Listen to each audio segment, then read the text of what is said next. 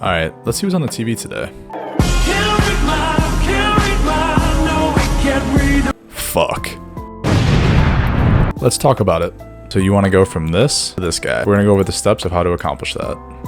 So this is a big word, thermodynamics. We're going to simplify it in a real life example. Let's say you eat 2,000 calories and your body burns 2,500 calories. You are therefore in a 500 calorie deficit. There's no way to break this law. If you are in a calorie deficit, you will lose weight. And if you track everything perfectly and you are still not losing weight, then that means you are eating more than you think you are. And that's one of the big things that a lot of people do. And it's one of the things you need to look out for. So first and foremost, you want to know how many calories you're burning and how many calories you're consuming. And the same would be for gaining weight. You would want to be in a caloric surplus, which would mean you were eating more than you were burning. Does not simply walk into Mordor. You gotta have a plan of action, just like Samwise and Frodo had their action plan to get into Mordor. So you might be asking, how many calories do I need to be eating to lose weight or gain weight? So there is an equation to do. It's called the BMR, the basal metabolic rate. You give them your height, your weight, your age. This isn't perfect, but it is a good way to start off at. If I was to type this in, we'll do it really quickly. I can go off of this and test it out. You can do no cardio, just do your workout, or if you aren't working out that day, do it. A good way that I do it is I start off at a certain calorie amount. So let's say I eat 3,000 calories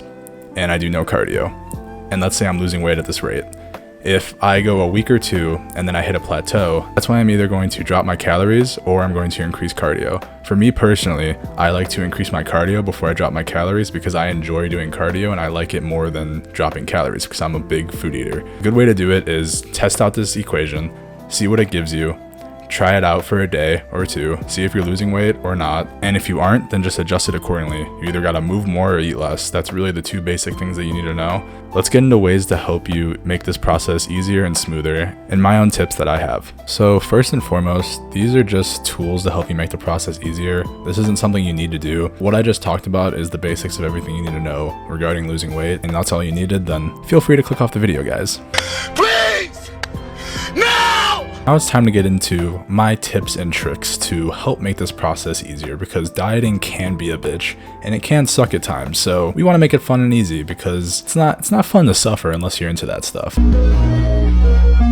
So this is going to be more of a goofy fun side of the video. So I'm just going to fucking free flow this and just go over the notes I have and the tips I have for you. Intermittent fasting is something I've been doing since a very young age. I remember being 13 years old and I would fast all day throughout school and then I wouldn't eat my first meal till like 3 or 4 and then I would go train. And that's just something I would do personally. So I would eat 2 meals a day.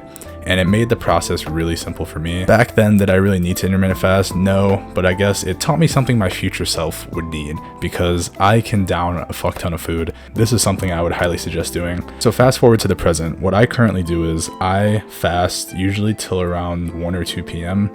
And sometimes I train fasted, sometimes I don't. It really depends on the day and how I'm feeling, but that is something I just really enjoy doing. If I eat a meal before my workout, then I'll eat a meal after, then I'll eat a bigger meal at night. Depending on when I break my fast, it really depends on the meal frequency and like when I train. I would usually eat my first meal after the gym around 2, 3 p.m., whatever it is. And then I would eat my final meal around like 6 or 7, and it'd be the biggest meal I have because you want to stay full and you don't want to break your diet or eat more calories than you should be. So that's something that's really helped me throughout the years. If you struggle with eating too much food, then I would suggest trying that out. And it really depends on your schedule and what you're doing in life. If you can't do that and you need to eat a little bit of something before work or whatever you got going on, then eat a small meal, eat something nutritious. You don't want to be eating fucking shitty food.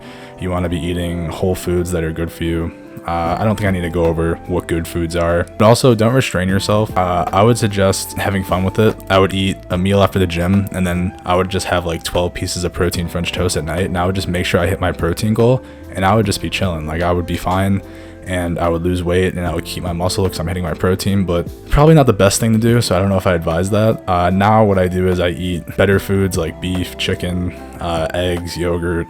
That's just something I used to do. So you don't have to restrict yourself. You can have like these little nice things here and there. As long as you're hitting those calorie goals and your protein goals, you'll be fine.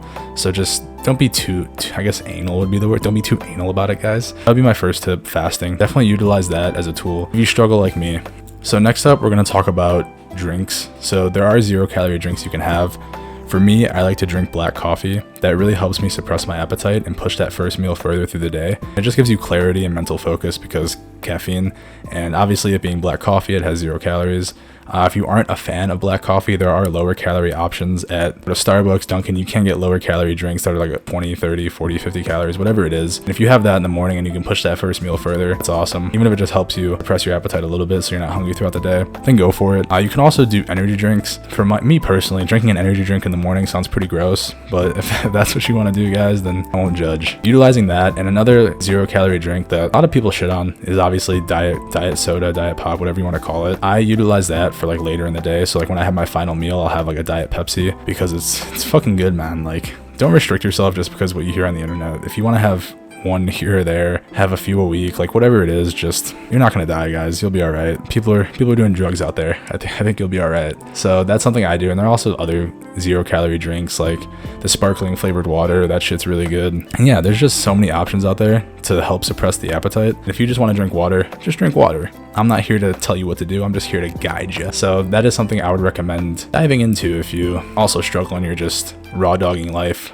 with nothing, no caffeine, no nothing, I guess. Yeah. So another tool is weighing yourself, and this can kind of fuck with your mind because when you do weigh yourself every single day, sometimes your weight fluctuates because you're holding on to more water or you ate more sodium than you did on another day, the day before. And your body is interesting. You hold weight weirdly, and I don't know the scientific shit behind it, but I just know that if you, let's say you lose weight one day and the next day you don't, but you lose weight the third day, like there's so many aspects to it, and like even your mental stuff going on, like your stress levels, stuff like that can affect your weigh-ins. And sometimes I weigh myself every other day because that helps me a lot mentally, because if I see the weight not going down, it kind of fucks with me and I'm like, fuck, this isn't working, all this and that.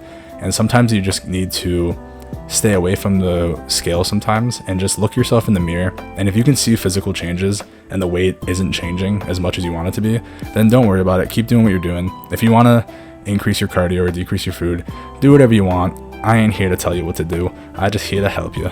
Just don't get obsessed with weighing yourself, because I know there was a time in my life where I was weighing myself at night and in the morning and so many other times throughout the day. Just get taxing on the way you're viewing your weight, and the best way to view yourself is how you look in the mirror. And you can tell pretty easily if you're losing weight or not, and just be honest with yourself. Like, did you eat too much food the day before? Did you not track it properly, etc.? Just have fun, guys. All right, so next I'm going to talk about cheat meals. So when you get deeper into a diet, it is important to have cheat meals and let yourself have that freedom to eat the things you've been restricting yourself of. I would suggest not having your first cheat meal for a little bit, because if you lose a few pounds and you have a cheat meal, like what the fuck's the point? Like if you lose like 10, 15 pounds and the next week over, you want to treat yourself to like a cheat meal on like a weekend, then go for it, guys. Like that's no big deal. That's something that everyone should be doing. And in the past, I would do a cheat meal a week when I was really dialed in to like tracking everything, and I would continuously lose weight. You just got to make sure that you're hitting the calories each day and you're progressively losing weight. And one day having one cheat meal is not going to affect it too much. Utilize them to benefit you. Like if you are struggling like week 3, week 4 of your diet, then implement the cheat meal, because they do help you reset everything and get back to losing the weight, which I'm not going to get into the details of that because I ain't trying to get all specific, but have fun with it. And that's my last tip. Just have fun, guys. It's not the end of the world if you fuck up a day. Just have fun and get creative with it. You'll realize soon that when you start tracking calories, tracking all the stuff that you're eating and losing weight, that you can have fun with like meals and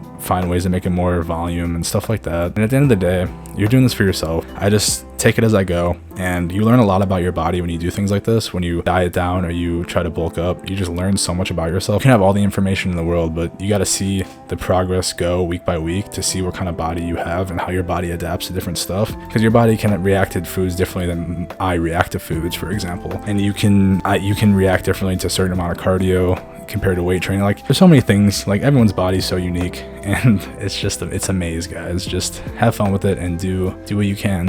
I believe that's all the tips I have. I was rambling for a while. If you guys made it this far, if you guys have any other questions or want more help, comment down below. And I also do one-on-one coaching, so if you guys are interested in that, go in my description and click my link to my website and book a call with me. I'll help you guys get dialed in one-on-one. If you guys have any more tips, put them down in the comments and let me know what you guys do to help make the process simpler. I'll catch you guys in the next video. I hope you guys enjoyed this different style of format.